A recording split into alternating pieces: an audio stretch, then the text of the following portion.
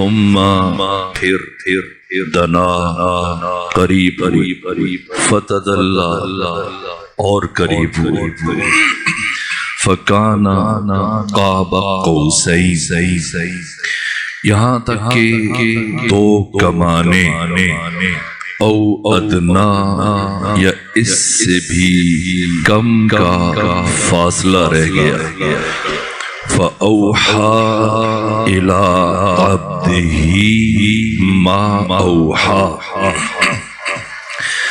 تب پروردگار نے اپنے عبد پر وحی کی جو وحی کی. یہ شب معراج کی وہ گفتگو ہے جسے پروردگار قرآن مجید میں بیان کر رہا ہے. یعنی امیر المومنین کی ولایت کا اعلان کب ہوا یا علی کب سے ولی ہیں. ایسا نہیں کہ علی کی ولایت کا آغاز غدیر سے ہوا، نہ پروردگار نے عرش پر ختمی مرتبت کو بلایا. میں نے عرض کیا فلسفہ معراج کیا ہے. خدا کے ہاں تو قرب و بعد اور ہجر و فراق اور وصال کا مفہوم نہیں رکھتا، وجود نہیں رکھتا. خدا احساسات سے ماورا، کیفیتوں سے بالاتر، خالق عقل. پھر کیوں بلایا؟ اس لیے کہ یہ پیغام منتقل کیا. یہ پیغام ولایت معصومین اور معصومین کی ولایت کی محافظہ کے نور کو بھی پروردگار نے شب معراج منتقل کیا. جیسا خود جناب سیدہ کی حدیث کے جسے خمینی بت شکن نے، آیت اللہ وحید خراسانی نے، آیت اللہ جواد تبریزی نے اور بڑے بڑے علماء اور محققین اور محدثین نے بیان کیا کہ سیدہ فرماتی ان اللہ تعالی، فلسفہ معراج کیا؟ ان اللہ تعالی خلق نوری، پروردگار نے میرے نور کو خلق فرمایا. وَكَانَ يُسَبِّحُ اللَّهَ تَعَالَى سُبْحَانَهُ، جس کے بعد میرا نور حق تعالی کی تسبیح میں، بندگی میں، راز و نیاز میں مشغول ہو گیا. اور کب تک مشغول رہا خدا جان.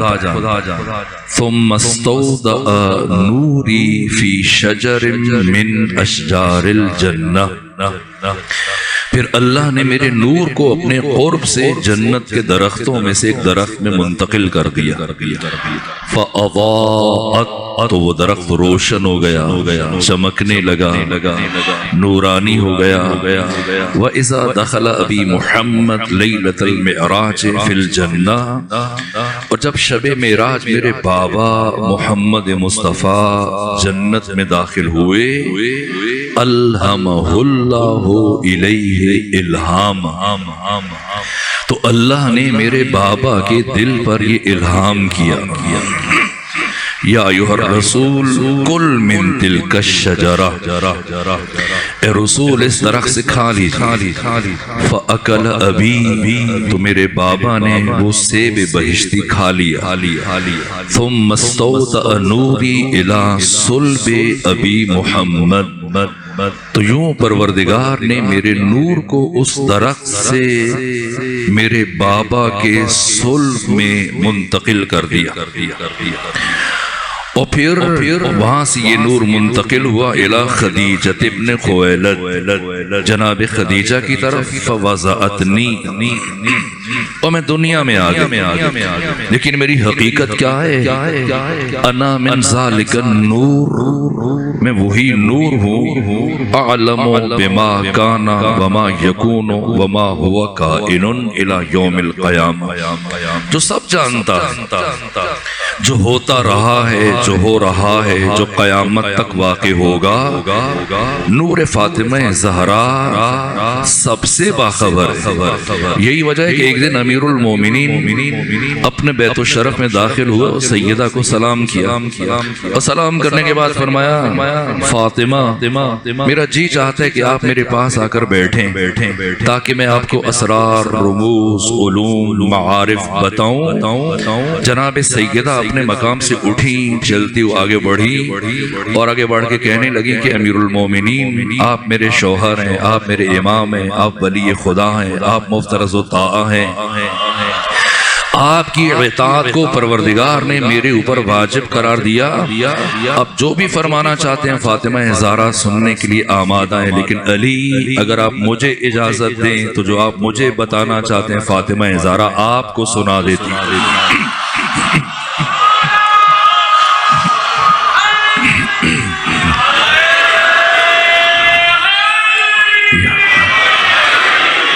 تو یہ پیغام ولایت بھی شب معراج منتقل کیا گیا اور نور سیدہ زہرا بھی حق تعالی نے شب معراج وہ سیب بہشتی پیغمبر کو منتقل کیا، اور غیرت الہیہ نے یہ گوارا نہیں فرمایا کہ نور فاطمہ زہرا کو کسی نبی کے صلب سے گزارے، خود نور علی، نور مصطفیٰ اس کائنات تک کیسے آئے؟ انبیاء کے پاکیزہ اسلاف سے ہوتے ہوئے آئے، لیکن نور فاطمہ زہرا کو پروردگار نے کسی نبی کے صلب سے نہیں گزارا، بلکہ اپنے قرب سے اس درخت میں منتقل کیا، وہاں پیغمبر کو بلایا۔ پروردگار یہ سیب بہشتی جبرائیل کے ذریعے بھی بھیج سکتا تھا، لیکن اللہ کی غیرت نے یہ گوارا نہیں فرمایا کہ جس سیب بہشتی میں نور فاطمہ زہرا کو منتقل کیا اسے کسی معصوم فرشتے کا ہاتھ لگ جائے۔ فاطمہ زہرا سر عظم پروردگار، فاطمہ زہرا حق تعالی کا اس کائنات میں سب سے بڑا راز۔ اللہ سبحانہ و تعالی کبھی بھی نور فاطمہ زہرا کو زمین پر نہ بھیجتا اگر نظام ولایت عظمی سیدہ زہرا کو اس کائنات میں بھیجے بغیر بچ سکتا۔ تو کل جو میں نے عرض کیا ساری گفتگو کا ایک جملے میں خلاصہ عرض کروں، کیوں پیغمبر کو اتنی تاکید کی جا رہی ہے، کیوں پیغمبر گرامی اسلام کو اتنا تحدید آمیز لہجہ اختیار کیا جا رہا ہے؟ وہ خدا جو کبھی ختمی مرتبت کو طٰہٰ کہتا ہے، کبھی یاسین کہتا ہے، کبھی مزمل کہتا ہے، کبھی مدثر کہتا ہے، کبھی فرماتا ہے کمبل کے اوڑھنے والے، کبھی فرماتا ہے حسین زلفوں والے، 4 مرتبہ اس میں محمد قرآن میں آیا، 1 مرتبہ اس میں احمد قرآن میں آیا، القابات 100 سے زیادہ ہے، نہ نام نہ لقب، اللہ نے منصب سے خطاب کیا اور تحدید آمیز لہجہ اختیار کیا، بلغ پہنچائیے، وَإِن لَمْ تَفْعَلْ اگر یہ کام نہ کیا، کیوں؟ اس لیے کہ 1,24,000 نبیوں کی ساری محنتوں کی بقا نظام ولایت میں منحصر ہے، نبوت قانون ہے، رسالت قانون ہے، اگر قانون کی حد تک رہ جائے اور مرحلہ نفاذ میں نہ جائے تو اس قانون کی کوئی افادیت نہیں۔ پروردگار نے قانون نبوت اور قانون رسالت کے اجرا کے لیے جو نظام ودیعت فرمایا اس نظام کا نام ولایت ہے۔ اس لیے ختمی مرتبت کو اس انداز سے پروردگار حکم دے رہا، اور ختمی مرتبت میں کل یہاں پہنچے شب کی گفتگو کہ میدان خم غدیر پالانوں کا ممبر بنایا، اور ممبر بنوانے میں بہت وقت لگا، اس لیے کہ شمع رسالت کے پروانے بہت دیر تک تتبع تفحص اور چھان پھٹک کرتے اور ڈھونڈتے رہے۔ تو میں نے رات عرض کیا تھا کہ اگر یہ ممبر ختمی مرتبت میں خود بنوانا تھا تو اتنی دیر شمع رسالت کے پروانوں کو کیوں پریشان رکھا؟ اتنی چلچلاتی دھوپ میں ایک طرف گرم ریت ہے، اوپر سے تمازت آفتاب، ایک لمحہ گزارنا مشکل ہے، تو ختمی مرتبہ جو رحمت للعالمین اور سراپا رحمت ہے، کائنات کی رؤوف ترین، کریم ترین، مہربان ترین ذات ہے، اتنی دیر شمع رسالت کو تکلیف میں کیوں رکھا؟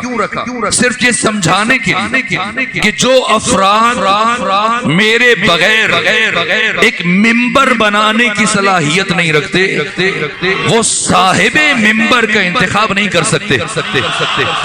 ممبر بھی میں بناؤں گا, صاحب ممبر کا اعلان بھی میں کروں گا. ختمی مرتبت نے پالانوں کا ممبر تیار کروایا اور اس کے بعد خطبہ دیا, خطاب کیا جو 3.5 گھنٹوں پر مشتمل.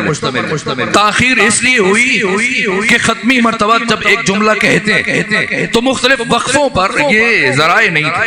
اگرچہ میں نے میدان خم کے متعلق یہ جملہ کہا تھا کہ وہاں پر آواز گونجتی اور دور تک پہنچتی ہے.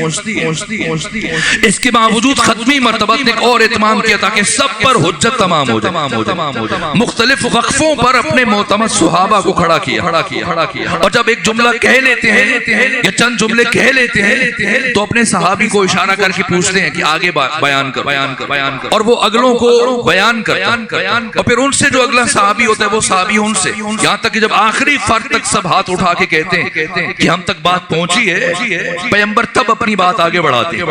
خطبہ دیا, وہ خطبہ جس کے بعد دوسری آیات نازل ہوئی. اليوم یئس الذین کفروا, آج کے دن کافر مایوس ہو گیا. فلا تخشوہم, اب ان سے نہ ڈرنا. وخشون, مجھ سے ڈرنا. اليوم اکملت لکم دینکم, آج کے دن میں نے تمہارے لیے تمہارا دین مکمل کر دیا. وَأَتْمَمْتُ عَلَيْكُمْ نِعْمَتِي, اور آج کے دن میں نے تمہارے لیے اپنی نعمت تمام کر دی. وَرَزِيتُ لَكُمُ الْإِسْلَامَ دِينًا, اور میں نے آج کے دن اسلام کو تمہارے لیے پسندیدہ دین قرار دیا. سوال یہ غدیر میں کیا ہوا اور پیغمبر نے غدیر میں ایسا کیا کہا کہ جس کی وجہ سے کافر مایوس ہوا, دین مکمل ہوا, نعمت تمام ہوئی, اللہ راضی ہوا, اسلام قیامت تک کے لیے پسندیدہ دین قرار پایا. کیا ہوا؟ کیا اس دن صرف علی علیہ السلام کی ولایت کا اعلان ہوا؟ سوال یہ کہ کیا اس سے پہلے کبھی علی کی ولایت کا اعلان نہیں ہوا؟ ہزار مرتبہ ہوا. یہاں تک کہ صرف ابن عباس حبر الامہ مفسر قرآن صحابی رسول عبداللہ ابن عباس روایت کرتے ہیں کہ میں نے علی ابن ابی طالب کی فضیلت سے متعلق پیغمبر کی زبان سے 23,000 احادیث کو سنا. اس کا مطلب یہ کہ ختمی مرتبہ نے اپنی زندگی کا کوئی دن ایسا نہیں گزارا جس دن علی کی عظمت کو, فضیلت کو, شرف کو, مقام کو بیان نہ کیا. یہاں تک کہ علنی طور پر پہلی مرتبہ جب اپنی رسالت کا اعلان کیا دعوت ذوالعشیرہ میں تو اسی دن علی کی ولایت کا اعلان کیا اور فرمایا من یوازرنی فی ھذا الامر هو اخی ووصیجی وخلیفتی, جو اس امر رسالت میں میری مدد کرے گا, نصرت کرے گا, حمایت کرے گا, تائید کرے گا, وہ میرا جانشین ہے, میرا وصی ہے, میرا خلیفہ. تو علی کی خلافت اور ولایت کا اعلان تو 20 سال پہلے دعوت ذوالعشیرہ میں ہوا.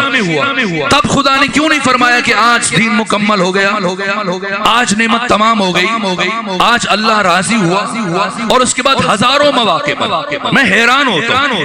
یہاں تک کہ ختمی مرتبہ جب مکہ سے مدینہ کی طرف ہجرت کر کے جا رہے اور جب 3 دن غار ثور میں گزارے تو علماء اہل تسنن اور بڑے اہل سنت محدثین نے لکھا ہے کہ 3 دن غار ثور میں گزارنے کے بعد پیغمبر جب غار سے باہر نکلے تو آپ کا ایک ساتھی آپ کے ہمراہ ہے. کون؟ جس کا نام پہلے عتیق تھا اور پیغمبر نے تبدیل کر کے عبداللہ رکھا اور کنیت ابو بکر جو برادران اہل تسنن کے پہلے خلیفہ. یہ عبداللہ بن عثمان بن عامر کنیت ابو بکر. اہل سنت اہل تشیع محدثین مورخین نے لکھا کہ پیغمبر کے ہمراہ غار ثور سے جیسے ہی باہر آئے پیغمبر نے ابو بکر کا ہاتھ اپنے ہاتھ میں لیا اور فرمایا سنو اے ابو بکر, یاد رکھنا رکھنا کفی و کف علی فی العدل سوا، میرا ہاتھ اور علی کا ہاتھ عدالت میں برابری کی منزل پر، برابری کی منزل پر۔ ایسا نہیں کہ پیغمبر بھری بس میں، محافل میں، ہزاروں کے اجتماع میں نہ 2 ہوں، 4 ہوں، 10 ہوں، 20، 50، 100 افراد، جہاں ختمی مرتبت کو موقع ملا، اور یہاں تک کہ غزوہ تبوک کے موقع پر اتنی صراحت کے ساتھ ختمی مرتبت نے امیر المومن کی خلافت کا اعلان کیا، یہاں تک کہ مستدرک علی صحیحین امام حاکم نیشاپوری، وہ شخصیت کے جنہوں نے صحیح بخاری اور صحیح مسلم، امام اسماعیل بخاری اور امام مسلم بن حجاج، جو عالم اسلام کی پہلی 2 بڑی کتابیں جنہیں قرآن کے بعد اہمیت حاصل ہے، انہی کے پیٹرن پر وہ احادیث جو ان کے معیارات پر پوری اترتی، انہی موازین اور پیمانوں پر احادیث کو منتخب کیا۔ وہ جو امام اسماعیل بخاری کا معیار ہے، وہ جو امام مسلم بن حجاج کا معیار ہے، اور جو احادیث رہ گئی ہیں اور اس معیار پہ پوری اترتی، ہر زاویے سے ان احادیث کو جمع کیا۔ یہ امام حاکم نیشاپوری، پہاڑ سے وزنی نام ہے۔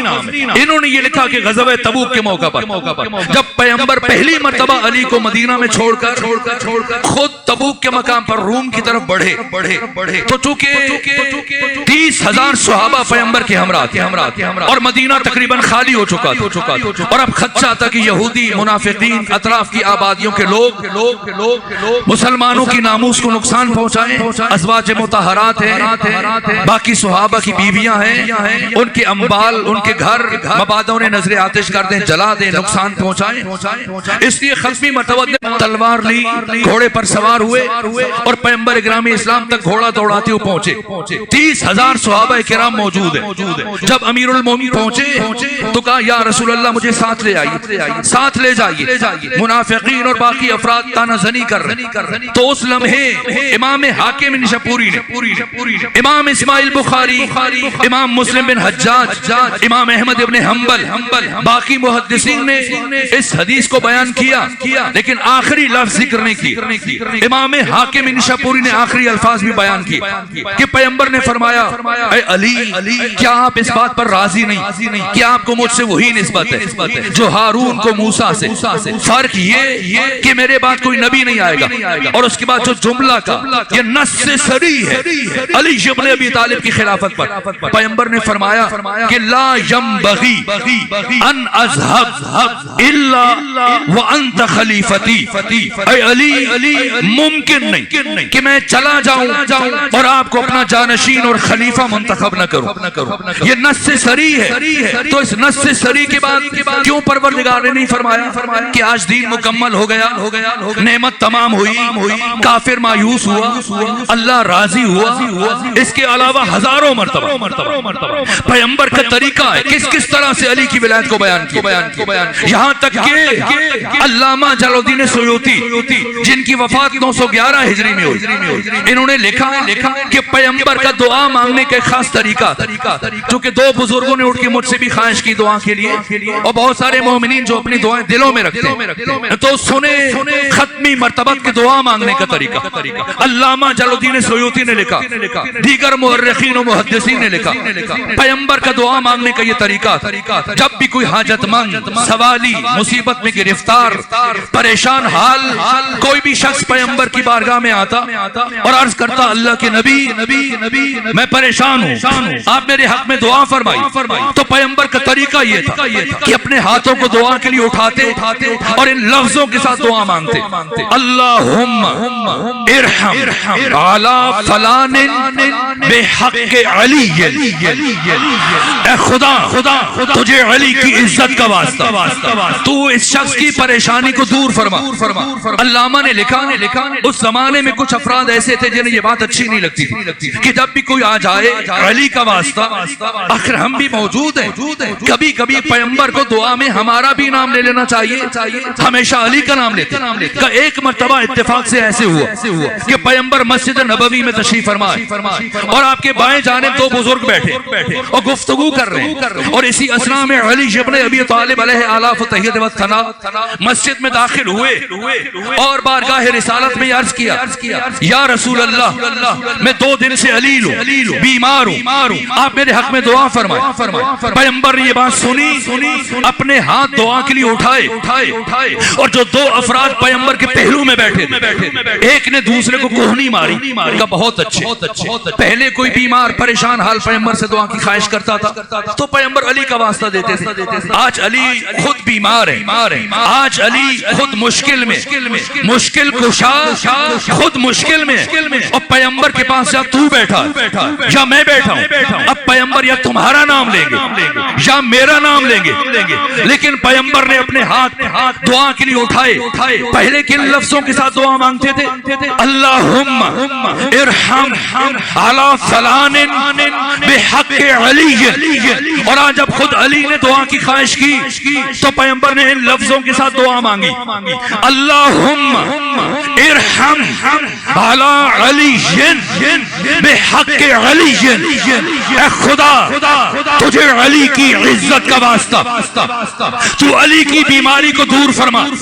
بس اتنا سننا تھا، ان دونوں کے دلوں میں جو بغض تھا وہ زبان پر آ گیا اور کہنے لگے یا رسول اللہ یہ کیا انصاف ہے، کوئی اور بیمار ہو جائے تو بھی علی کا واسطہ، آج علی بیمار ہے تو بھی علی کا واسطہ، کوئی اور مشکل میں ہو تو بھی علی کا واسطہ، آج علی مشکل میں تو بھی علی کا واسطہ، کوئی اور پریشان ہو تو بھی علی کا واسطہ، آج علی پریشان ہے تو بھی علی کا واسطہ۔ تو صاحب خلق عظیم کے چہرے پر، رحمت للعالمین کے چہرے پر ایک مرتبہ جلال کے آثار نمایاں ہوئے، فرمایا خاموش ہو جاؤ، تمہیں کیا پتا میں تو جب اپنے لیے دعا مانگتا ہوں تو بھی علی کا واسطہ دیتا ہوں۔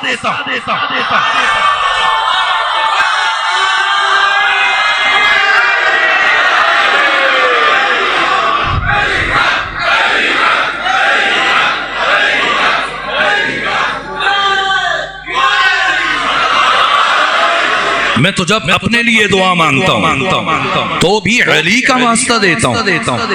یہ بھی علی کی ولایت کے اعلان کا طریقہ ہے۔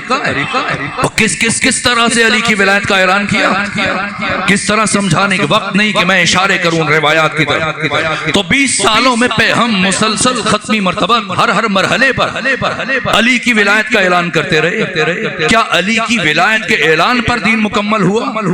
نعمت تمام ہوئی؟ اللہ راضی ہوا؟ کافر مایوس ہوا؟ اگر صرف علی کی ولایت کے اعلان پر دین نے مکمل ہونا ہوتا تو پہلے یہ آیت نازل ہو چکی ہو۔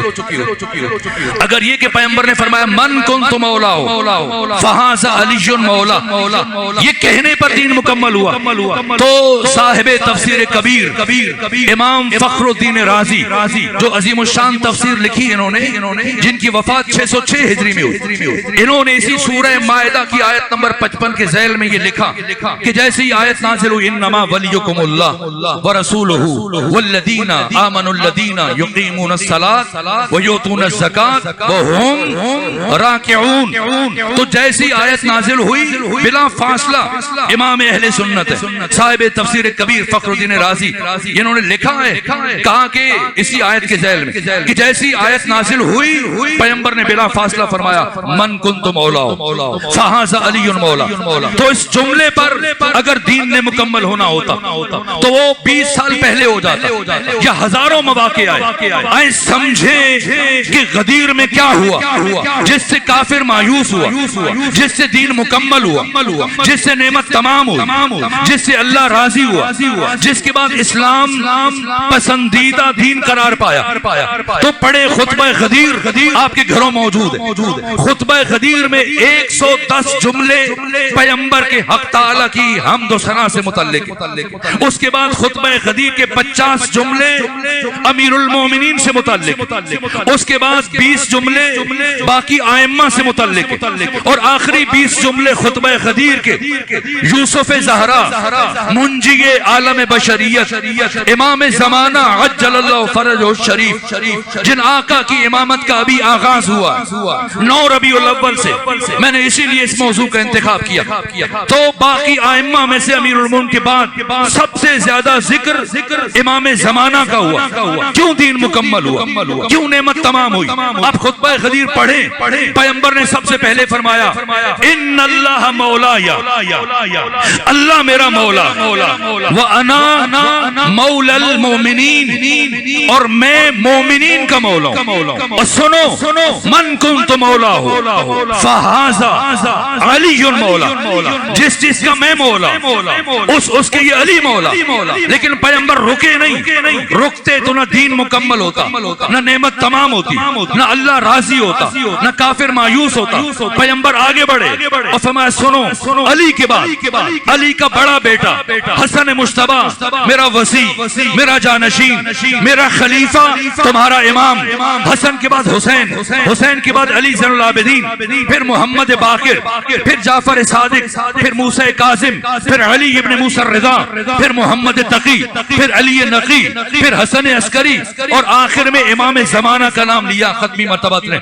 اس لیے کافر مایوس ہوا, چونکہ کافر یہ سوچ رہا تھا کہ ابھی پیغمبر بوڑھے, کچھ دن میں ان کی وفات ہو جائے گی اور اس کے بعد ہم حکومت لے لیں گے, اور اگر علی پر سر اقتدار آئے تب بھی یا تو ہم علی کو راستے سے ہٹا دیں گے, یا علی نے 5, 10, 15, 20 سال حکومت کر لی تو پلٹ کر یہ حکومت ہمارے پاس آئے گی.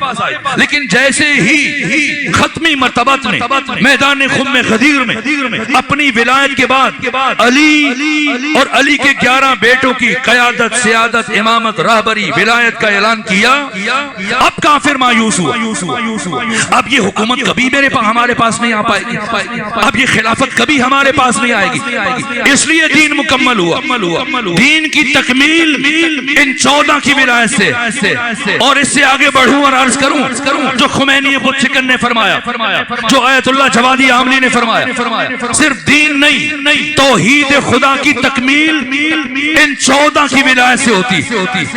اگر کسی کو سمجھنا ہے تو پہنچے بازار نیشا پور 200 ہجری میں غدیر کے 190 سال کے گزرنے کے بعد جب امام علی ابن موسیٰ الرضا بازار نیشا پور میں 52 برس کی عمر میں پہنچے, جب مامون الرشید نے انہیں ولایت احدی کے لیے بلایا, اور جب آپ بازار نیشا پور میں پہنچے, یہ معنی ہمدانی ہے, جہاں پر آج کی مجلس کے لیے یا 2-3 دن کی مجلس کے لیے برابر اشتہار چھپے, آپ کو متوجہ کیا گیا, اعلان کیے گئے. اس کے باوجود مجمع بالآخر ایک محدود مجمع, لیکن پڑھیے بازار نیشا پور میں صرف لوگوں نے سنا تھا کہ امام علی ابن موسیٰ الرضا تشریف لا رہے اور یہاں سے گزر کر آگے خراسان جائیں گے, تو ایک اندازے کے تحت کہ وہاں سے چل چکے اور آ رہے, تو لوگ ہزاروں کی تعداد میں جمع ہونا شروع ہوئے. کوئی 5 دن پہلے, کوئی 3 دن پہلے, کوئی 2 دن پہلے, کوئی چند گھنٹے پہلے, اور لاکھ سے زیادہ کا اجتماع, جس سے متعلق اہل سنت علماء نے لکھا کہ 24 سے 28 ہزار قلمدان ہیں صرف لکھنے والے. اور جب امام علی ابن موسیٰ, میں اس لیے عرض کر رہا ہوں تاکہ جو کلام امام علی ابن موسیٰ الرضا نے بیان کیا اس کی اہمیت کی طرف اشارہ ہو جائے. یہاں تک کہ جب آقا کی سواری آئی اور اماری پر پردہ تھا, چونکہ امام کی جان خطرے میں تھی اور چند اماریاں تھیں, نہیں معلوم تھا کہ امام کس اماری میں سوار, تو حاضرین سے یہ آوازیں بلند ہوئی, فرزند رسول بہت دیر سے آپ کے انتظار میں کھڑے, اپنے رخ جمال سے پردہ ہٹائیے, ہم آپ کی زیارت سے مشرف ہونا چاہتے ہیں. امام نے اماری کا پردہ ہٹایا. حاضرین میں سے جس کی نگاہ امام کے چہرے پر پڑ رہی تھی, مورخین نے لکھا گریے کی آواز بلند ہوئی, اور ایسا گریہ اس سے پہلے کبھی نہیں سنا گیا. یہ فرط جذبات اور محبت کی کیفیت. یہاں تک امام نے پردہ گرایا, آگے بڑھے, اور جب آگے بڑھے تو دوبارہ مجمع سے آوازیں بلند ہوئی, فرزند رسول اپنے چہرے کی زیارت کرا دی, کچھ بیان بھی کر دیجیے, کچھ حدیث سنا دیجیے. کیا حدیث ختم ہو گئی؟ کیا انہوں نے اس سے پہلے کوئی حدیث نہیں سنی؟ یہاں تک کہ امام احمد ابن حنبل اس اجتماع میں موجود ہیں جنہوں نے 19 برس کی عمر میں فتویٰ دینا شروع کیا. اور اگر یہاں برادران اہل تسنن تشریف فرمائے تو میں نے جتنا ان 4 ائمہ اہل سنت کی زندگی کو پڑھا, ان 4 میں سے امام ابو حنیفہ, امام شافعی, امام مالک, امام احمد ابن حنبل, ان 4 میں سے صلوات بھیجیے خاندان فاطمہ,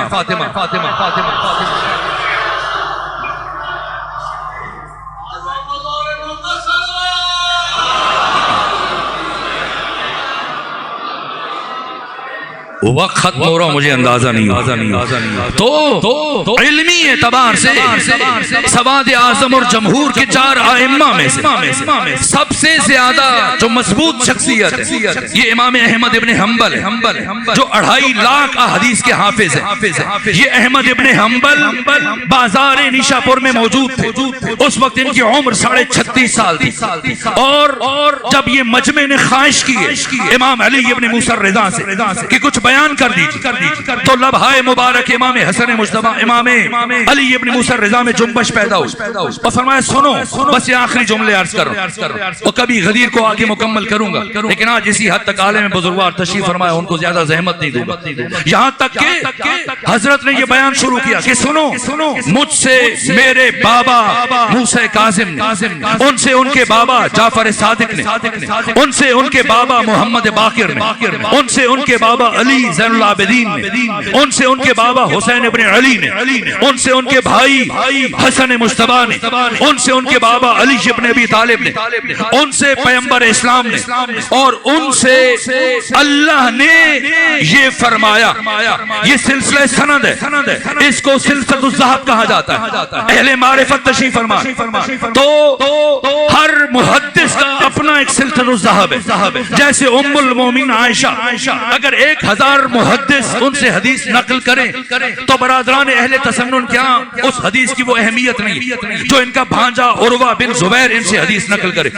اور عروہ بن زبیر سے آگے 1000 فرد حدیث لیں کسی کی حدیث کو دنیا حدیث میں وہ اہمیت حاصل نہیں جو محمد ابن مسلم ابن شہاب زہری ان سے حدیث لیتا. یہ ان کا سلسلۃ الذہب ہے. اور وہ امام علی ابن موسیٰ الرضا جو خود سے خدا تک پہنچے. احمد ابن حنبل موجود ہیں امام اسماعیل بخاری امام مسلم بن حجاج کے اساتید بڑے بڑے محدث ہزاروں کی تعداد میں موجود ہیں. امام احمد ابن حنبل نے یہ تاریخی جملہ کا اس سلسلہ سند سے متعلق کہ جو سلسلہ سند بازار نیشا پور میں علی ابن موسیٰ الرضا نے ذکر کیا اور جس خوبصورت انداز سے خود سے خدا تک پہنچے اگر ان ناموں کو اسی ترتیب کے ساتھ کسی پاگل اور دیوانے پر پڑھ کر دم کر دیا جائے تو اسے شفا حاصل ہو جائے. اب سمجھیں امام نے جب یہ سند کیوں لوگوں نے حدیث کا مطالبہ کیا پھر آپ سند کیوں ذکر کر رہے ہیں یہ سمجھانے کے لیے ایک بات کی اہمیت کے مد نظر اور دوسرے یہ بتانے کے لیے کہ یاد رکھنا ہم نے کسی محدث سے سن کے حدیثیں تمہیں بیان نہیں کر رہے بلکہ ہم مدرسہ الہیہ کے فارغ التحصیل ہے.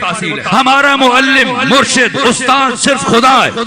ہم 14 کے 14 شاگرد خدا ہیں. ہم نے دنیا کے کسی محدث سے سیکھ کے تمہیں نہیں بتایا اور سارے کے سارے معصوم یہ واحد سلسلہ سند ہے. اور اس کے بعد فرمایا سنو اللہ یہ فرماتا ہے کلمۃ لا الہ الا اللہ حسنی کلمہ لا الہ الا اللہ میرا قلعہ ہے. فمن دخل فی حسنی جو اس قلعہ توحید میں داخل ہوا امن من عذابی وہ میرے عذاب سے بچ گیا. اور یہ کہہ کے پردہ گرایا لیکن سامنے مانا ہمدانی کے مومنین نہیں تھے. سامنے بازار نیشا پور کا وہ مجمع تھا جو برابر کئی دنوں سے بعض کئی گھنٹوں سے حالت انتظار میں تھے. توجہات اس درجہ عروج پر ہے کہ ہر ایک متوجہ کہ صرف اتنی بات کے لیے علی ابن موسیٰ الرضا اتنا بڑا سلسلہ سند ذکر نہ کرتے. یقیناً بات کچھ اور ہے.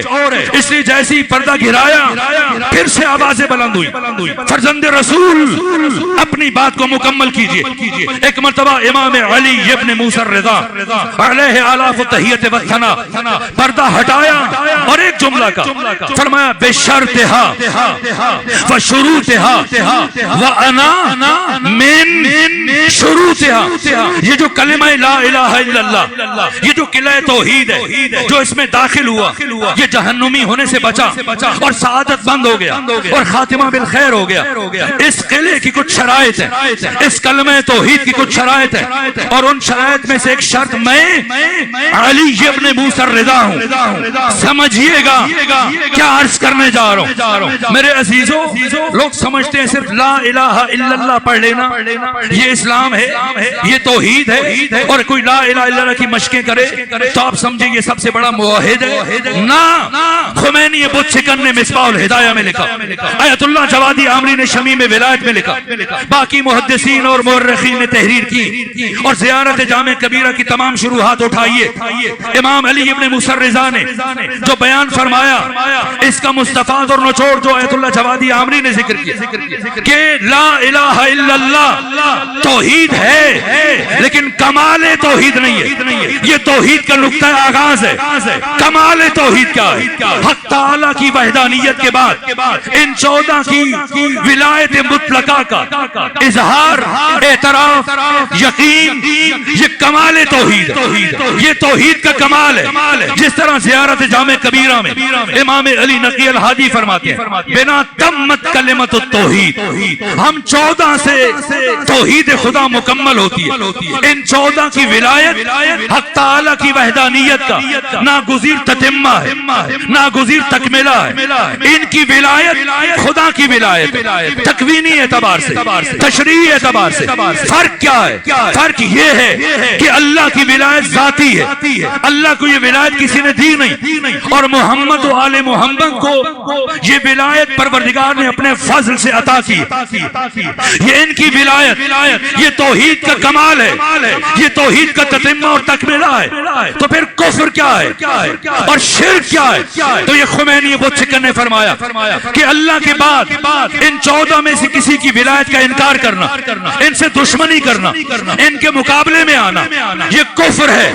اور ان 14 کے علاوہ اس کائنات کے کسی بھی 15ویں انسان کو اٹھا کر ان کی صف میں ان کی برابری کی سطح پر لانے کی کوشش کرنا، یہ شرک ہے، یہ شرک ہے۔ ان سے مانگنا ایسا ہی ہے جیسے خود خدا سے مانگنا۔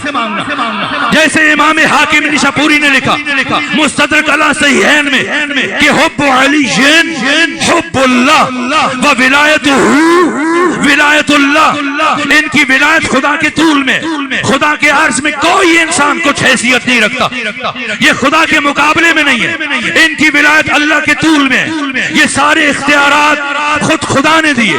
ان سے مانگنا 14 میں سے کسی سے بھی مانگنا ایسا ہی ہے جیسے خود خدا سے مانگنا۔ یہ 14 اللہ کی مشیت کے ظرف ہے، یہ 14 اللہ کی رضا کے مظہر ہے۔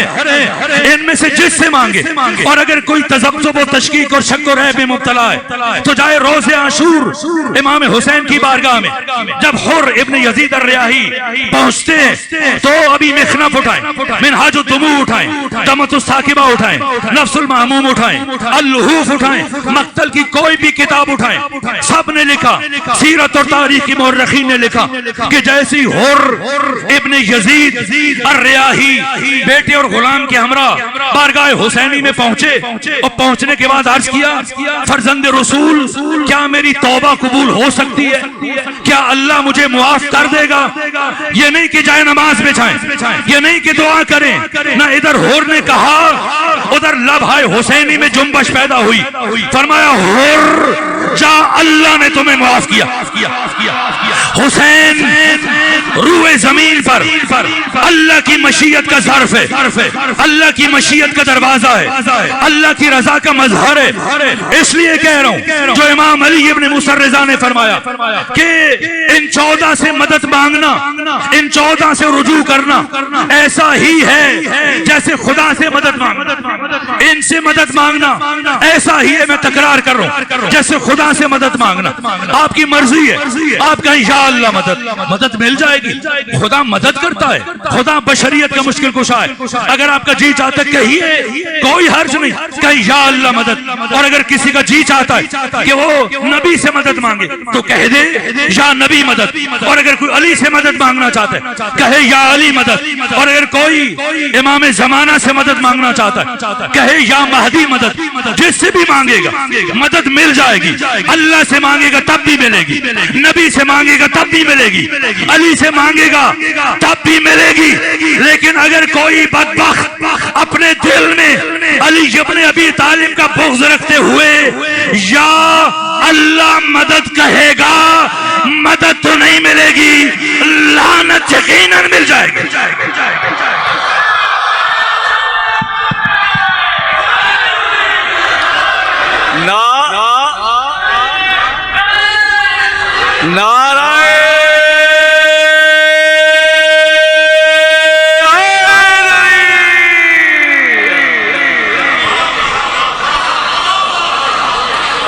غدیر میں صرف علی ابن ابی طالب علیہ السلام کی ولایت کا اعلان نہیں ہوا. اگر پیغمبر من کنت مولا فہذا علی مولا کہہ کے زمین آ جاتے خطبہ مکمل کرتے نہ دین مکمل ہوتا نہ نعمت تمام ہوتی نہ اللہ راضی ہوتا نہ کافر مایوس ہوتا. علی نعمت عظمی پروردگار لیکن وجود نعمت منحصر نہیں ہے ذات امیر المومنین میں. اگر بس عالم دین تشریف فرمایا, میں ان کو زیادہ زحمت نہیں دینا چاہتا, شرمندہ ہوں, سمیٹ رہا ہوں گفتگو کو. یہاں تک کہ امام ابو حنیفہ جناب نعمان بن ثابت جب منصور دوانکی کے دربار میں 40 سوال پوچھے انہوں نے امام سے اور امام نے جواب دی, اور 2 سال گزرنے کے بعد جب یہ آئے مدینہ میں اور امام نے ان سے 40 سوال پوچھے اور جو آخری سوال پوچھا اسی سے چاہوں گا اختتام کی طرف بڑھوں. امام نے فرمایا یہ بتائیے یہ جو قرآن مجید کی آیت ہے کہ ثم لتسألن یومئذ عن النعیم, کیا خیال ہے؟ کیا پروردگار سے متعلق یہ عقیدہ رکھتے ہیں کہ پروردگار دنیا میں آپ کو کھانے پینے کی یہ نعمتیں دے گا اور پھر قیامت کے دن آخرت میں ان سے متعلق سوال کرے گا؟ کہ پھر آپ بتائیے وہ کون سی نعمتیں جن سے متعلق قیامت کے دن ہر انسان سے سوال کیا جائے گا؟ فرمایا ہوشیار ہو جائیے, وہ نعمت ہم محمد و آل محمد کی ولایت کی نعمت ہے. اگر ولایت رکھتا ہے تو ہر عمل قبول کر لیا جائے گا, اور ولایت نہیں تو ہر عمل رد کر دیا جائے گا. علی ایک نعمت ہے. غدیر میں خدا فرما رہے اتممت علیکم نعمتی, آج کے دن میں نے نعمتوں کو تمام کر دیا, تمام. اسی لیے اب باقی آیت کے الفاظ کا مفہوم میں کبھی دوبارہ آنے کی توفیق تو عرض کروں گا, لیکن اسی جملے پہ آپ کو زحمتوں کو تمام کروں. آپ جاتے ہیں زیارات کے لیے ایران, عراق, شام. آپ کے ہاں تو رواج ہے کہ روٹی گھروں بند, لیکن ایران میں, عراق میں روٹیاں گھر میں نہیں بنتی. جیسے کہ گھر میں بنائے گا تو اسے روٹی مہنگی بڑھے, چونکہ آٹا مہنگا ہے اور روٹی سستی, تو آٹے پر حکومت کی طرف سے سبسڈی, اس لیے پھر وہ باہر سے ہی خریدتے ہیں سب. ایک طرف مردوں کی صف ہوتی ہے, ایک طرف خواتین کی صف ہوتی ہے. کبھی آپ کو یہ اتفاق ہوا زیارات پر جا کر یہ نہیں ہوا کہ آپ کی باری آئے اور روٹی ختم ہو جائے, آٹا ختم ہو جائے؟ لیکن ہمارے ساتھ چند مرتبہ یہ مرحلہ ہوا پیش 10 سال رہنے کا موقع ملا تو کئی مرتبہ ایسے ہوا کہ جب ہماری باری آئے 2-4 افراد باقی ہوں یا ہم 1-2 تو نان بھائی کہتے ہیں کہ آ جگہ یلا خلاص اور تمام آٹا ختم ہو گیا, اب جائیے پھر کل آئیے, اب نان تمام آرت خلاص تمام. اگر میں ایک جملے میں کہنا چاہوں, غدیر میں پروردگار نے مسلمانوں سے ہی کہ یلا خلاص جاؤ میرے پاس جتنی بھی نعمتیں ساری کی ساری میں نے اٹھا کے تمہیں دے دی, علی سے لے کے مہدی یہ سب میں نے تمہیں دے دی. تو اب جب ایسے وارث دین کو عطا ہو جائیں تو پھر کسی کافر سے ڈرنے کی ضرورت نہیں, ایسے محافظ جب دین کو مل جائیں. اس لیے فرمایا الیوم یئس الذین کفروا من دینکم, آج کے دن کافر تمہارے دین سے مایوس ہو گئے. جب علی اور علی کے بیٹوں جیسے محافظ دین کو عطا ہو جائے تو اب کسی کافر سے فلا تخشوہم, اب کسی کافر سے ڈرنے کی ضرورت نہیں. وخشون مجھ سے ڈرو. میں آخری بات عرض کروں, بار شرمندہ ہوں, عالم بزرگوار تشریف فرما, مجھ جیسا ایک طالب علم برابر اپنی گفتگو کو طول دیے جا رہے لیکن بات رک نہیں پا رہی, جہاں اس مرحلے پر رک جانا چاہتا ہے. فلا تخشوہم وخشون, تو ایسے محافظ دین کو عطا ہوئے تب ان سے کافروں سے ڈرنے کی ضرورت نہیں. وخشون مجھ سے ڈر. عجیب بات نہیں, آپ کو محسوس ہوئی خدا کیا فرما رہا ہے کہ آج کے دن کافر مایوس ہو تو اب کافروں سے ڈرنے کی ضرورت نہیں. وخشون مجھ سے ڈر. عجیب ہے نا. ابھی میں یہاں مانا ہمدانی میں شاید میرا دوسری مرتبہ حاضر ہوا, اور فرض کیجئے فلسفہ مثال تقریب ذہن یہاں آتے ہوئے اگر ہماری سواری کسی بچے کو زخمی کر آپ کی گلی میں مانا ہمدانی تو سارے کے سارے اہل محلہ سراپا احتجاج بن جائیں، اس کے رشتہ دار دوست، اس کے باقی قریبی افراد اہل محلہ کہ کیسا خطیب ہے، کیسا پڑھنے والا ہے، ہوش نہیں ہے، چلانے کا سلیقہ نہیں ہے، ہمارے بچے کو زخمی کیا، اب سب غصے میں آپ سے باہر اور اب خدشہ ہے کہ نقصان پہنچائیں، میں ڈرا ہوا پریشان، اور سامنے سے مظہر بھائی نمودار اور آ کر مجھ سے یہ کہیں کہ نہ ڈرے نہ گھبرائیں، پریشان نہ ہو، یہ سب میرے دوست ہیں، یہ میرے رشتہ دار ہیں، یہ میرے عزیز ہیں، میرے ہمسائے ہیں، یہ سب مجھے جانتے ہیں، اب آپ کو کسی گھبرانے کی ضرورت نہیں، نہ ڈرے، فلا تخشوہم، ان میں سے کسی سے نہ ڈریں، وخشون، مجھ سے ڈریں، مجھ سے ڈریں۔ میں کہوں گا مظہر بھائی یہ کیسی ضمانت ہے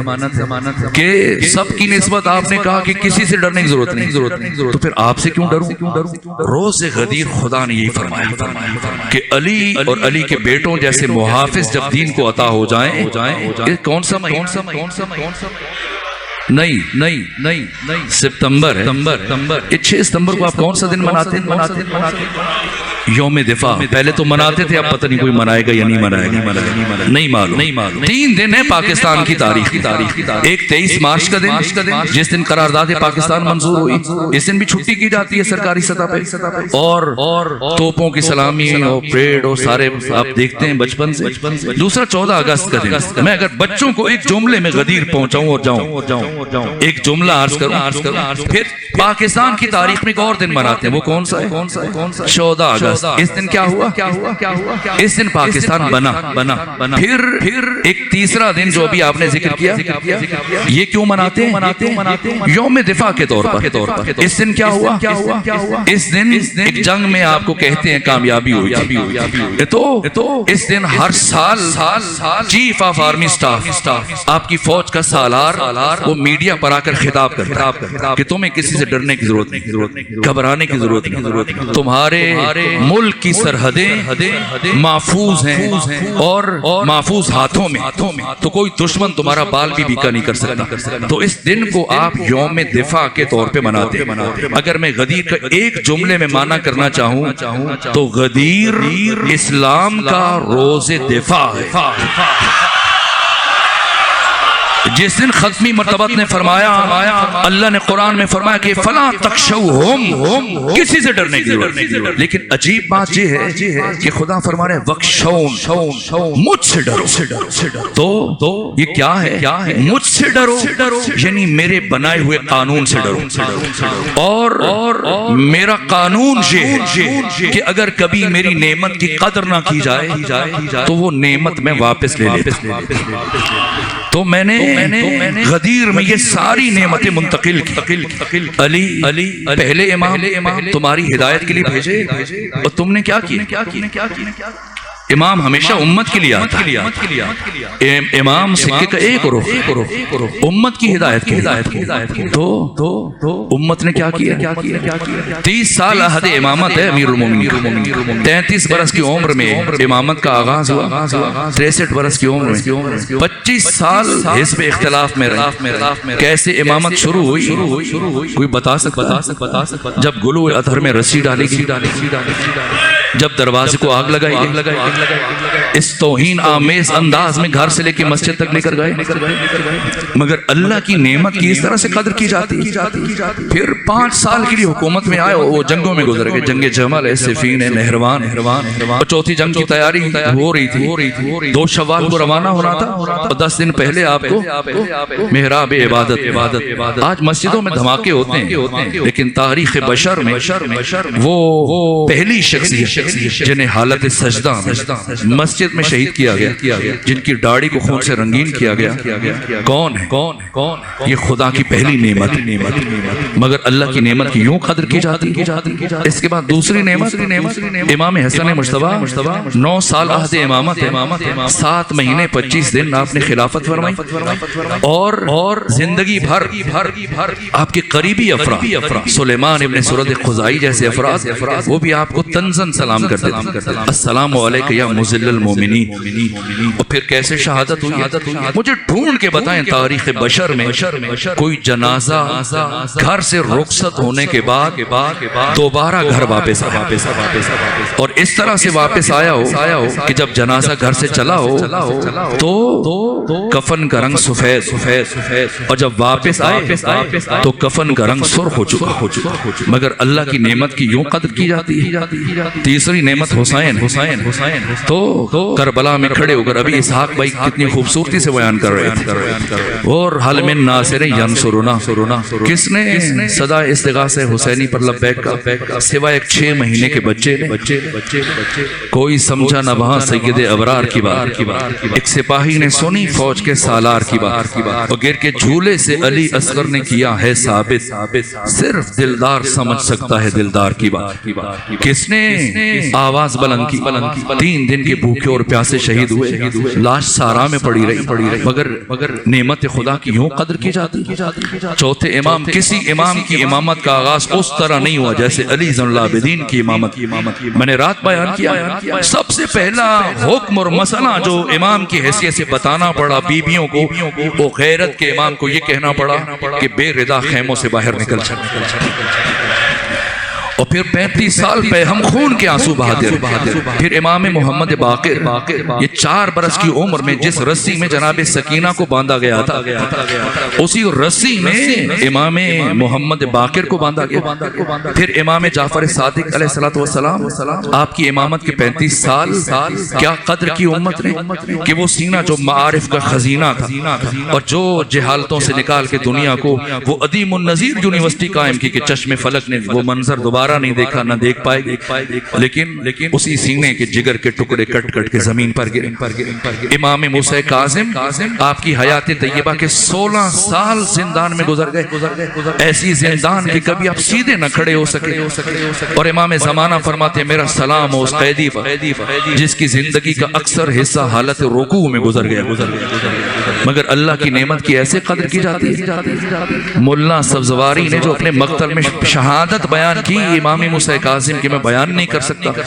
صرف زہر سے شہادت نہیں ہوئی، کیا مظلومانہ شہادت. اور پردیس میں شہید ہو گئے اور آپ کا جنازہ 3 دن جسر بغداد پہ پڑا رہا. اور آپ کے جنازے پر جو توہین آمیز جملے کہے گئے میں بیان نہیں کر سکتا، آپ کی دل آزاری ہو. امام علی ابن موسیٰ الرضا 20 سال عہد امامت ہے، 17 سال مدینے میں گزارے، 3 سال خراسان میں، 203 ہجری میں آپ کی شہادت ہوئی اور پردیس میں شہید ہو گئے. اس کے بعد امام محمد تقی، یہ آپ 25 سال میں شہید ہوئے. کیا یہ شہید ہونے کی عمر ہے؟ امام علی نقی 40 برس کی عمر میں شہید ہوئے. امام حسن عسکری 28 سال کی عمر میں شہید ہوئے. بلاتے رہے، یہ 11 امت کو بلاتے رہے، آؤ ہماری نصرت کرو، ہم تمہیں اس سعادت کے بام عروج تک پہنچائیں. لیکن امت غیر حاضر تھی. اب خدا جو فرما رہے وخشون مجھ سے ڈرو، یعنی میرے بنائے ہوئے قانون سے ڈرو. اور میرا قانون یہ ہے کہ اگر میری نعمت کی قدر نہ کی جائے تو میں واپس لے لیتا. تو اب اللہ نے پہلے 11 نعمتوں کو بھیجا، وہ بلاتے رہے اور امت غیر حاضر. اب امام زمانہ خدا کا آخری ذخیرہ، اور خدا کا یہ فرمان ہے کہ میں انہیں بے قدروں کے حوالے نہیں کروں. چاہے ساری دنیا مل کر امام کے ظہور کے لیے دعائیں مانگے، میں اس وقت تک نہیں بھیجوں گا جب تک امت آمادہ اور تیار نہیں ہو جاتی. غیبت کا سبب کیا ہے؟ لوگ سمجھتے ہیں دعائیں مانگنے سے آقا کا ظہور ہو جائے گا. نہ، سمجھنا پڑے گا فلسفہ غیبت کیا ہے. فلسفہ غیبت امت کا تیار نہ ہونا. تو ظہور کب فرمائے؟ جب امت آمادہ ہو جائے. تو اثر غیبت میں ہماری ذمہ داری کیا کہ خود کو امت بنائے. بے شعور اکائیوں کے مجموعے سے امت نہیں بنتی. متعہد، ذمہ دار، با معرفت اور شجاع ترین افراد کے مجموعے سے امت بنتی. آپ تفصیلی مسائل سنیں گے، میں شرمندہ ہوں، بس رک کر ایک جملہ. اگر کوئی دیکھنا چاہتا ہے کہ وہ 313 کیسے ہوں گے تو جو امام زمانہ کی سپاہ کی قیادت کریں گے وہ 313 جرنیل کیسے ہوں گے اور سپاہیوں کی خصوصیات کیا ہے تو وہ اصحاب حسینی کا مطالعہ کریں. یہ اصحاب حسین 72 جن سے متعلق آقا نے فرمایا انی لا اعلم اصحابا اوفا من اصحاب. میرے علم میں نہیں کوئی ایسے اصحاب جو میرے اصحاب سے زیادہ بابا تھا. شب عاشور جب جنت کی ضمانت دے دی، کیا کوئی ایک بھی اٹھا؟ کوئی نہیں اٹھا۔ اور بعد کے مراحل تفصیلی مصائب بیان کریں، یہاں تک کہ ان 72 نے کیا کیا جوش ملی آبادی فرماتے ہیں کہ سر فرشتوں کے یہاں آج بھی خم ہوتے ہیں، ایسے انسان رسولوں میں بھی کم ہوتے ہیں۔ یہ 72 اگر کوئی جاننا چاہتا ہے کہ امام زمانہ کے اصحاب کی خصوصیات کیا ہیں تو اصحاب حسین کی زندگیوں کا مطالعہ کریں۔ کسی ایک شخصیت کو اٹھائیں، سعید بن عبداللہ حنفی، یہ روز عاشور جب ابو ثمامہ ساعدی نے امام حسین سے خواہش کی کہ آقا نماز کا وقت ہو گیا، جی چاہتے آپ کی ابتدا میں نماز پڑھیں، امام نے فرمایا حشرک اللہ من المصلین، اللہ تجھے نمازیوں میں معشور کرے۔ معلوم ہوتا ہے نگاہ حسین ابن علی میں نمازیوں میں معشور ہونا ایک بلند درجہ۔ اور اس کے بعد پھر جو نماز پڑھی گئی اس کی کیفیت کیا ہے؟ یہ نماز خوف 2 رکعتی جو ادا کی گئی، اس کا طریقہ یہ کہ آدھے سپاہی امام کے پیچھے کھڑے ہوتے ہیں، آدھے سپاہی ان نمازیوں کی حفاظت کے لیے کھڑے ہو جاتے ہیں۔ امام 1 رکعت پڑھنے کے بعد زمین پر بیٹھ جاتے ہیں اور آدھے سپاہی 1 رکعت امام کے ساتھ ادا کرنے کے بعد کھڑے ہو جاتے ہیں۔ جب کھڑے ہو جاتے ہیں دوسری رکعت خود سے پڑھتے ہیں اور پھر اپنی جگہ چھوڑتے ہیں اور محافظ دستہ ان کی جگہ آ کر کھڑے ہو جاتے ہیں، اور جب وہ آ کے کھڑے ہوتے ہیں تو امام دوبارہ سے کھڑے ہو جاتے ہیں۔ یہ نماز خوف ہے۔ حماس حسینی میں شہید مطہری نے اس کی تفصیلات کو بیان کیا، اور اس کیفیت میں 2 صحابی امام حسین کے سامنے کھڑے، ایک سعید بن عبداللہ حنفی، دوسرے زہیر بن قیم۔ اور سعید بن عبداللہ حنفی مسلسل تیروں کی زد میں جنہوں نے 7000 کلومیٹر کا سفر طے کیا، جو ساری رات جا کر خندق کھودتے رہے، پھر جھاڑیاں کاٹ کے خندق کو بھرا تاکہ امام حسین کی شہادت کے بعد دشمن کو اچانک سے حملہ کرنے کا موقع نہ ملے، اور پھر 3 دن کے بھوکے اور پیاسے۔ اور اب شہید مرتضیٰ مطہری نے لکھا 70 سے زیادہ تیر سعید بن عبداللہ حنفی کے جسم میں پیوست ہوئے۔ ایک تیر انسان کی موت کے لیے کافی ہے، 2 3 5 7 10، لیکن 70 سے صاحب منہاج الدموع نے لکھا 100 سے زیادہ تیر لگے، سر سے لے کے پاؤں تک۔ تو اتنے تیر کھا کے کیسے کھڑے ہیں؟ صرف عشق حسین میں، صرف محبت حسین میں۔ سمجھنا ہے ہمارا اپنے آقا امام زمانہ کے ساتھ تعلق کس معراج پر۔ اصحاب حسین کے آئینے میں اپنا محاسبہ کیجئے، اور میں بھی اپنا محاسبہ کروں۔ یہاں تک کہ 70 سے زیادہ تیر کھانے کے بعد استوار کھڑے، اور جیسی امام حسین نے نماز مکمل کی تو ایک مرتبہ سعید زمین پر گرے اور ایک ہی جملہ کا السلام علیکم ورحمت اللہ وبرکاتہ۔ لیکن جب زمین پر گرے، یہ میری تعبیر کی کوتاہی ہے، اس لیے کہ جب زمین پر گرے تو اتنے تیر لگ چکے تھے کہ آپ کا لاشا تیروں پر معلق ہو گیا، اور گرنے سے وہ تیر مزید آپ کے جسم میں اتر گئے۔ اور اب ادھر امام حسین کی نماز ختم ہوئی اور ادھر آخری سانسیں چل رہی ہیں جناب سعید کی، اور رخ کرتے ہیں امام حسین کی طرف اور پوچھتے ہیں اوفیتو یا ابا عبداللہ، اے حسین ابن علی، کیا میں نے آپ کے ساتھ وفا کی؟ کیا میں نے حق ادا کیا؟ میرے عزیزو، شہید مطہری کہتے ہیں اتنا کچھ کر کے سعید کیوں یہ پوچھ رہے ہیں؟ کہ اس لیے کہ شب عاشور یہ 72 لوگ کشف الغطاء کی منزل پر فائز ہو چکے، اور انہیں کما حق حسین کی معرفت حاصل ہو چکی، اور اب یہ جانتے ہیں کہ اتنا کچھ کر کے بھی بشر حسین ابن علی کا حق ادا نہیں کر سکتا۔ لیکن امام حسین نے کیا جواب دیا؟ فرمایا انت امامی فی الجنہ۔ بہار الانوار کی 98 نمبر جلد میں مولانا باقر مجلسی نے لکھا کہ اہل جنت 70,000 سال میں ایک مرتبہ حسین کے چہرے کی زیارت کا شرف حاصل کریں گے۔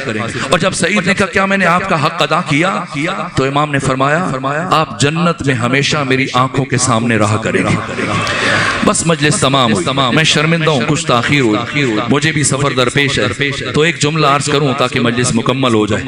یہ سوال روز عاشور سعید بن عبداللہ حنفی نے امام حسین سے پوچھا، اور یہی سوال جب اسیروں کا قافلہ اپنی قیدیں مکمل کر کے شام سے کربلا سے ہوتا ہوا واپس مدینہ آیا، تو جس ہستی نے سب سے پہلے اس کاروان کا استقبال کیا وہ سالار حسینی ابو الفضل العباس کی مادر گرامی جناب ام البنین اپنے پوتے فضل کی انگلی پکڑ کر اس کاروان کا استقبال کیا اور جیسی سامنا ہوا سید سجاد کو سلام کرنے کے بعد جو پہلی بات پوچھی اس بی بی نے کہا سید سجاد میرا دل پھٹا جا رہا ہے، بس اتنا بتائیں کیا کربلا میں میرے بیٹے عباس نے اپنے آقا حسین کے ساتھ وفا کی؟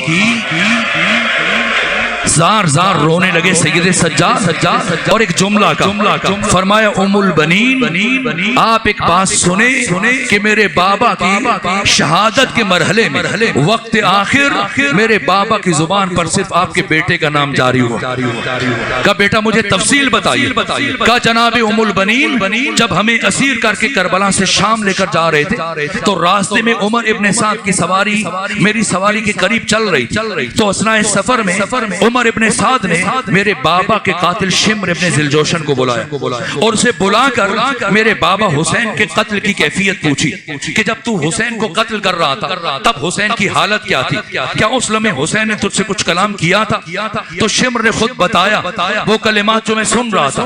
کہا میں قتل حسین کے ارادے سے آگے بڑھا جب حسین خاک کربلا پر قبضہ شمشیر پر اپنی پیشانی ٹیکے ہوئے بیٹھے تھے، میں قتل کے ارادے سے جب آگے بڑھا میں نے حسین کو کندھوں سے دھکا دیا، حسین پشت کے بل زمین پر گرے اور میں آگے بڑھ کر حسین کے سینے پر سوار ہوا، حسین کے سینے پر سوار ہوا اور حسین نے آنکھیں کھول کر میرے چہرے کی طرف دیکھا اور دیکھنے کے بعد کہا اے شمر بڑی اونچی جگہ بیٹھا، اے شمر بڑی بلند جگہ پر بیٹھا، اے شمر مجھے اچھے سے یاد ہے بچپنے میں میرے نانا محمد مصطفیٰ جب مجھے اپنی گود میں بٹھا کر مجھ سے پیار کرتے تھے تو میرے قمیص کے بٹن کھول دیتے تھے، مجھے سینے سے چومنا شروع کرتے تھے، پھر میرے گلے کے بوسے لیتے تھے، میری پیشانی کے بوسے لیتے تھے، میرے لب و رخسار کے بوسے لیتے تھے۔ تب ایک مرتبہ میرے نانا محمد مصطفیٰ نے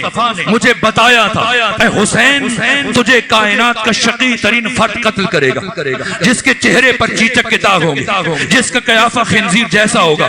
یہ شمر کے الفاظ ہے کہ جیسے ہی میں نے حسین کی زبان سے یہ الفاظ سنے مجھے معاف کیجئے گا، جیسے یہ الفاظ سنے میں نے حسین کی داڑھی کو بائیں ہاتھ سے پکڑا اور دائیں ہاتھ سے میں نے حسین کے رخسار پر تماچے مارنا شروع۔ بس میرے عزیزو اس لمحے میں مقتل نگاروں نے لکھا ہے حسین ابن علی کی ایک چھوٹی بچی جو تلے زینبیہ پر اپنی پھوپھی زینب کے ساتھ کھڑی ہے، جب بابا کے رخسار پر تماچے لگتے دیکھے اپنی پھوپھی سے لپٹ گئی، کہا پھوپھی اماں میرے بابا کو مارا جا رہا ہے، میرے بابا کو بچا لیجیے۔ ثانیہ زہرا نے فرمایا بیٹی سکینہ میں آپ کے بابا کی وصیت کے آگے مجبور ہوں، میں یہاں سے آگے قدم نہیں بڑھا سکتی۔ اب اس بی بی نے دوڑنا شروع کیا اور دوڑتے ہوئے خیموں میں آئی، جب 22 برس کا جوان حالت غشی میں اپنے بستر پہ لیٹا آکے سید سجاد کے کندھوں کو جھنجھوڑا، بھیا سجاد ہمارے بابا کو مارا جا رہا ہے، اٹھیں کچھ چارہ کریں، اپنے بابا کو بچا لیجیے۔ جب کوئی آواز نہ آئی اس بچی نے مقتل کی طرف دوڑنا شروع کیا اور جب مقتل میں پہنچی ہے یہ شقی آقا کے رخسار پر تماچے مار رہا تھا۔ اللہ نہ کرے کوئی بیٹی اپنے بابا کا وہ حال دیکھے جو سکینہ نے حسین کا دیکھا، آگے بڑھ کر اپنے بابا سے لپٹی، بس مجھے معاف کیجئے گا۔ اب شمر نے اس بچی کو اپنے بابا سے الگ کیا، کیسے الگ کیا میں بیان نہیں کر سکتا، لیکن جتنی دیر میں بچی کو باپ سے الگ کیا اتنی دیر میں حسین نے اپنی قوت کو جمع کیا اور اپنا سر سجدے میں رکھا۔ سید سجاد جناب ام البنین کو بتا رہے میرے بابا نے سر سجدے میں رکھا اور یہ ذکر پڑھا رضن بقضائک وتسلیما لامرک لا معبود سواک یا غیاث المستغیثین، یہاں تک کہ شمر آگے بڑھا اور بتاتا ہے کہ میں نے ضرب ماری اور جب میں نے ضرب ماری حسین نے دوبارہ یہی ذکر پڑھا رضن بے قضائک و تسلیما لامرک لا معبود سواک یا غیاث المستغیثین. یہاں تک کہ میں نے تیسری ضرب چلائی، حسین نے پھر یہی ذکر پڑھا. پھر کہتا میں نے چوتھی ضرب چلائی، میں ضربیں چلاتا رہا، حسین پہ ہم یہی ذکر پڑھتے رہے. اور جب میں نے 13ویں ضرب چلائی اور میں نے حسین کے سر کو حسین کے تن سے جدا کیا، اب میں نے حسین کے بالوں میں ہاتھ ڈالا، حسین کا سر اٹھایا تو میں نے دیکھا کہ ابھی بھی حسین کے لب ہل رہے، ابھی بھی حسین کے لب ہل رہے. میں نے سوچا کہ حسین اب کون سا ذکر کر رہے ہیں، کہ حسین کی آواز بہت نحیف تھی. میں اپنے کان حسین کے کٹے ہوئے لبوں سے قریب لے کر گیا تو مسلسل ایک ہی نام بلند ہو رہا تھا، عباس عباس.